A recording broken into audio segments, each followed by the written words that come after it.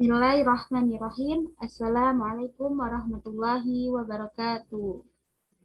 Alhamdulillah, alhamdulillahirabbil alamin wa bihi nasta'in ala umuri dunya waddin. Wassalatu wassalamu ala asrofil anbiya'i wal mursalin wa ala alihi wa ashabihi ajmain. Amma ba'du. Pertama-tama marilah kita panjatkan puji syukur kita atas kehadirat Allah Subhanahu wa taala yang mana pada hari ini kita masih diberikan nikmat kesehatan, jasmani maupun rohani hingga kita bisa merasakan nikmatnya Islam seperti saat ini. Kedua kalinya, sahabat beriring salam, kita tekankan junjungan besar Nabi kita Muhammad Sallallahu Alaihi Wasallam. Ya, karena berkat beliaulah yang telah membawa kita dari zaman kegelapan menuju zaman yang terang benerang seperti saat ini. Baiklah teman-teman, di sini saya akan menyampaikan materi yang berjudul Mahabbatullah, cinta kepada Allah.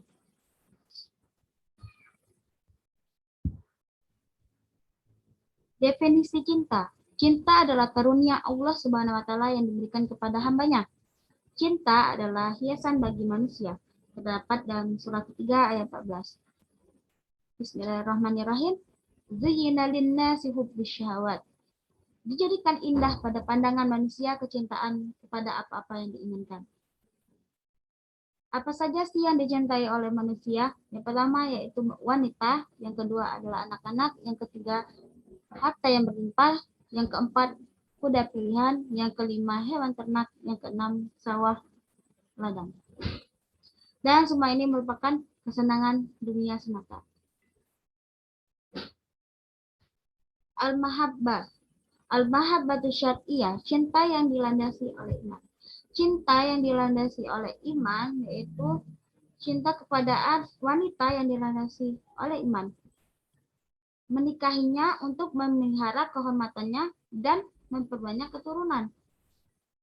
Dan cinta kepada anak yang dilandasi oleh iman yaitu ingin memperbanyak keturunan sehingga umat Muhammad Shallallahu Alaihi Wasallam semakin banyak dan memerintahkan mereka untuk menyembah Allah dan tidak musyrik terhadap Allah.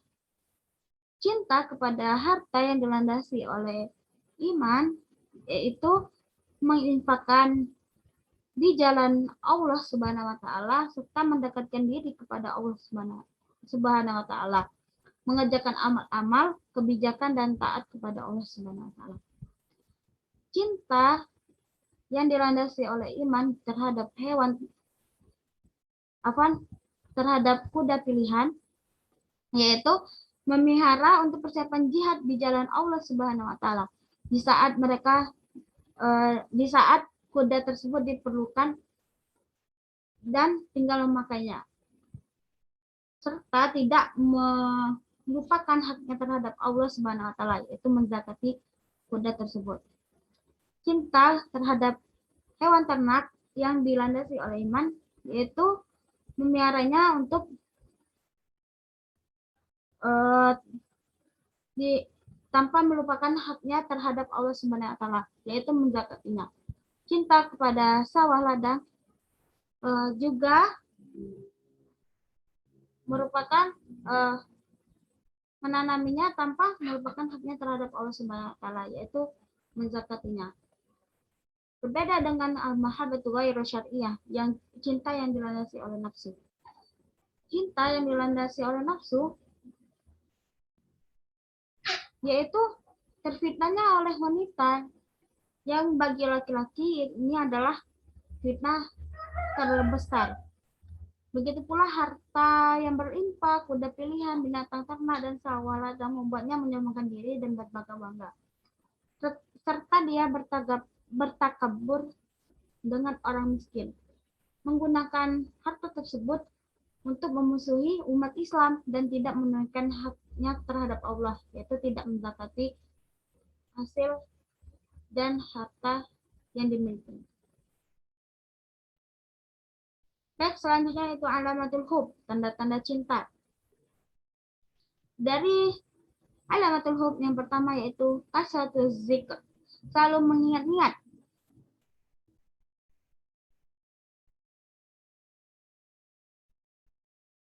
Tentu kita tahu seorang yang mencintai sesuatu biasanya selalu mengingat-ingat kepada sesuatu yang dicintainya. Seperti seseorang yang mencintai pasangannya, ia akan selalu mengingat-ingat tentang kekasihnya, apapun yang apapun yang dikerjakannya, dimanapun, kapanpun, pasti ia selalu mengingat terhadap kekasihnya. Dan bagaimana sih seorang mukmin yang selalu mengingat terhadap Allah Subhanahu Wa Taala, yaitu memperbanyak zikir terhadap Allah kepada Allah Subhanahu Wa Taala. Terdapat dalam surah ke-8 ayat 45 dan surah ke-62 ayat 10. Bismillahirrahmanirrahim. Wazkurullaha katsiran la'allakum tuflihun. Dan ingatlah Allah banyak-banyak supaya kamu beruntung. Jadi dengan mengingat Allah banyak-banyak supaya orang mukmin beruntung, yaitu ini merupakan janji Allah terhadap orang-orang mukmin ya, teman-teman. Dengan kita memperbanyak zikir terhadap Allah Subhanahu Wa Taala, kita akan dijanjikan keberuntungan oleh Allah Subhanahu Wa Taala. Berbeda dengan orang munafik yang sedikit sekali zikirnya terhadap Allah Subhanahu Wa Taala. Dari ada juga yang kedua, yaitu cara kita mengingat Allah Subhanahu Wa Taala, yaitu dengan tilawatil Quran. Allah Subhanahu Wa Taala adalah kekasih kita yang telah menurunkan kitab suci Al-Quran yang terdiri dari 114 surat dalam 6.236 ayat. Ada kadar kita dalam bertilawah Quran. Berapa sih kadarnya? Abdullah bin Amru bin As dalam kitab Riyadhus Shalihin nomor 154, beliau bertanya kepada Rasulullah Shallallahu Alaihi Wasallam tentang kadar membaca Quran. Kemudian Rasulullah Shallallahu Alaihi Wasallam menjawab, sebulan sekali khatam. Beliau berujar, ini atiku afdalu min zalik. Aku mampu lebih dari itu. Baik, selanjutnya yaitu aijabu, mengagumi. Orang yang cinta biasanya selalu mengungkapkan rasa kekagumannya, menceritakan yang baik-baik saja dan melupakan keburukan yang dimiliki oleh apa yang ia kagumi. Manusia selalu sekarang manusia ada yang hanya mengagumi sesuatu yang dibuat oleh manusia saja, yaitu mengagumi kreasi manusia. Seperti ketika orang yang melihat lukisan Mona Lisa yang luar biasa, dia pasti terkagum-kagum. Dan dia melihat menara Eiffel ataupun robot yang sangat canggih, dia pasti akan merasa terkagum-kagum melihat sesuatu yang baru yang diciptakan oleh manusia. Dan akhirnya manusia membuat 7 keajaiban dunia yang kita ketahui, ada diantaranya Taj Mahal dan lain-lainnya ya. Dan bagaimana sih kekaguman seorang manusia terhadap Allah Subhanahu Wa Taala? Yaitu dengan cara mengucapkan Subhanallah, Maha Suci Allah. Terdapat dalam surat 36 ayat 36. Bismillahirrahmanirrahim. Subhanalladzi khalaqal azwaja kullaha mimma tumbitul ardo. Subhanalladzi khalaqal azwaja kullaha mimma tumbitul ardu wa min anfusihim wa mimma la ya'lamun. Maha suci Allah yang telah menciptakan pasangan-pasangan semuanya, baik dari apa yang ditumbuhkan oleh bumi dan dari diri mereka maupun dari apa yang tidak mereka ketahui.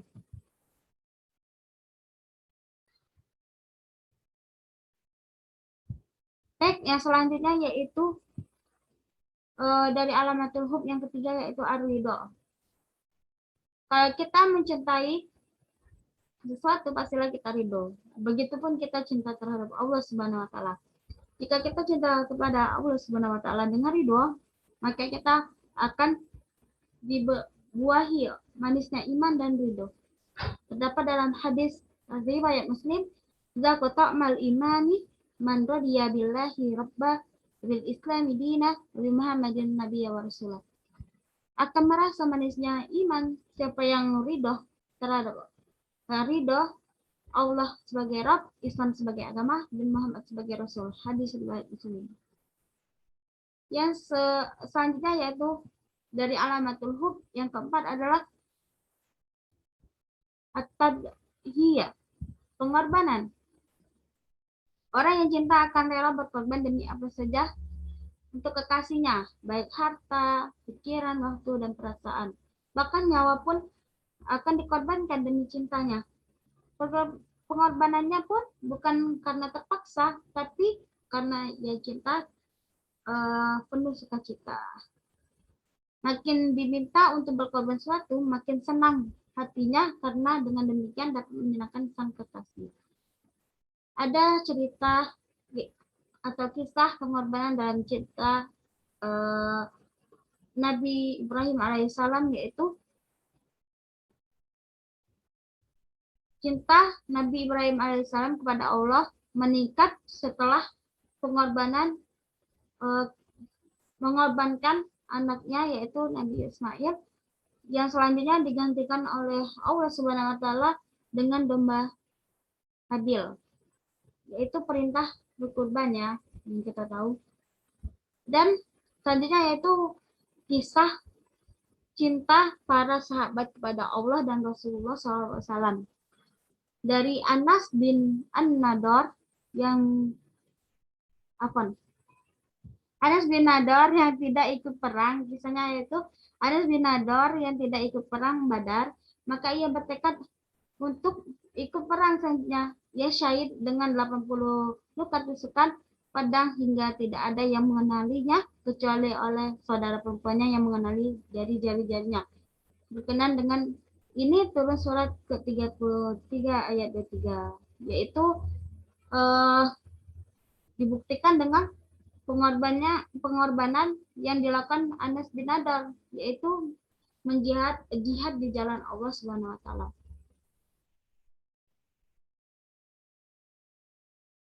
Al-Khawf, ketakutan. Dari alamatul hub yang kelima ya, teman-teman. Ada perasaan takut kalau ditinggal kekasihnya, yaitu itu merupakan cinta. Ketakutan inilah yang membuat menjaga diri dari apa-apa yang tidak disukai oleh sang kekasih. Menjaga lisannya dari mengatakan sesuatu yang dapat menyakitinya hati dalam berbuat kepadanya atau melayaninya. Ia akan berbuat yang terbaik untuk kekasihnya.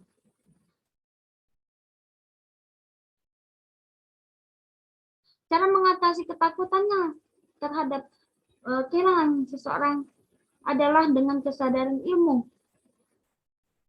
Khauf didahului dengan kesadaran ilmu, membenarkan ancaman, mengingatkan kejahatan, serta mewaspadai akibat. Khauf memiliki dua pergantungan, yaitu pertama sesuatu yang dibenci dan ditakuti itu sendiri. Yang kedua adalah sebab dan jalan yang mengantarkan kepadanya kepada khauf tersebut. Khauf yang lebih tinggi adalah khauf terhadap tipu daya dan tercemari kelezatan khauf tersebut. Bagaimana takut kita kepada Allah Subhanahu wa taala? Yaitu tingkatan tertinggi dari takut kepada Allah Subhanahu wa taala yaitu dengan khauf yang disertai rasa ta'zim, penghormatan dan injal, yaitu pengagungan. Terdapat dalam surat ketiga ayat 175. Yang kedua yaitu seperti takutnya Nabi Shallallahu Alaihi Wasallam, wallah ini la'a'lamukum billahi azza wa jalla wa akhsyakum lahu. Demi Allah, aku adalah orang yang paling kenal kepada Allah di antara kalian dan orang yang paling takut kepada Allah Subhanahu wa taala. Hadis riwayat Ahmad.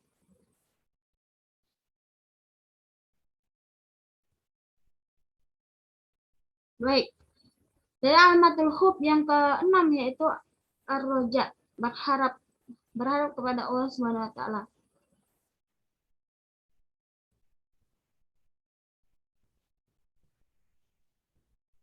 Kenapa orang melakukan apa saja untuk kekasihnya? Karena ia mengharapkan balasan entah darinya. Segala pujian ia sampaikan kepadanya karena memiliki harapan ini. Untayan puisi indah pun keluar tiba-tiba karena cintanya terhadap kekasihnya. Bagaimana mengharapkan cinta terhadap Allah Subhanahu wa taala? Yaitu sifat-sifat orang beriman yang mencari jalan untuk mendekatkan diri kepada Allah Subhanahu wa taala, mengharapkan rahmat dan ketakutan siksanya.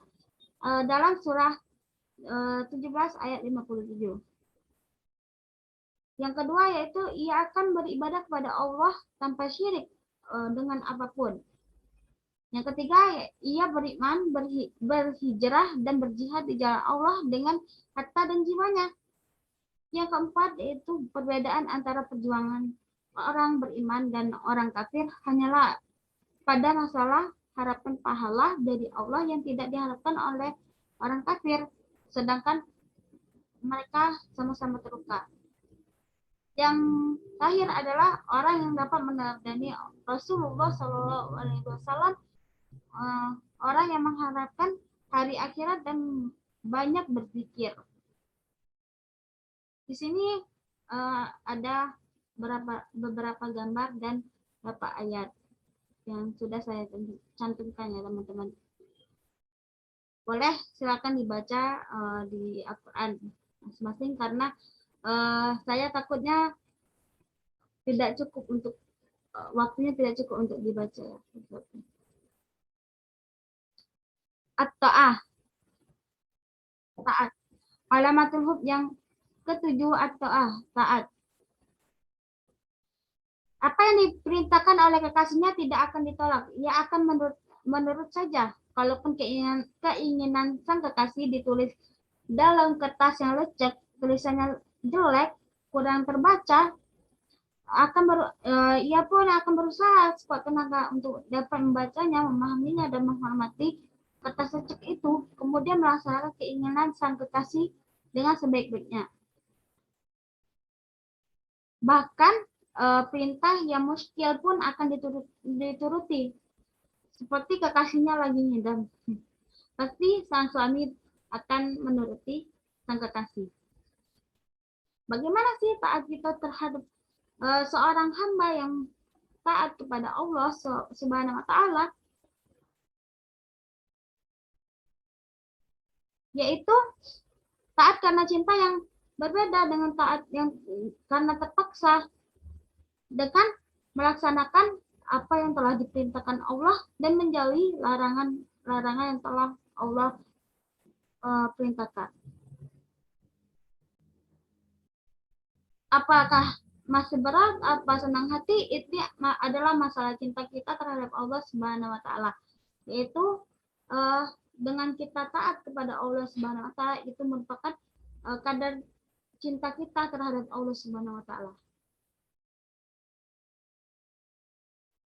Itu yang terakhir, bagaimana sih cinta seorang kepada Allah Subhanahu wa taala dan selainnya. Cuma tanda-tanda cinta itu akan terlihat jelas apabila seorang memiliki rasa cinta. Cinta kepada selain Allah belum tentu terbalas atau bertepuk sebelah tangan saja. Sedangkan cinta kepada Allah pasti berbalas ya teman-teman, terdapat dalam surah ketiga ayat 31. Qul in kuntum tuhibbunallaha fattabi'uni yuhibbukumullah wa yaghfir lakum dzunubakum wallahu ghafurur rahim. Generasi pengganti pun ciri-cirinya adalah Allah mencintai mereka dan mereka pun mencintai Allah. Generasi yang mencintai Allah pasti akan Allah cintai. Mereka mencintai Allah, Allah pun akan mencintai mereka. Terdapat dalam surah kelima ayat 54. Baiklah teman-teman, sekian dari saya. Apabila ada kata-kata yang kurang dipahami, saya mohon maaf. Baiklah, walaupun sedikit pembahasannya, semoga bermanfaat buat teman-teman. Wabillahi taufiq wal hidayah. Wassalamualaikum warahmatullahi wabarakatuh.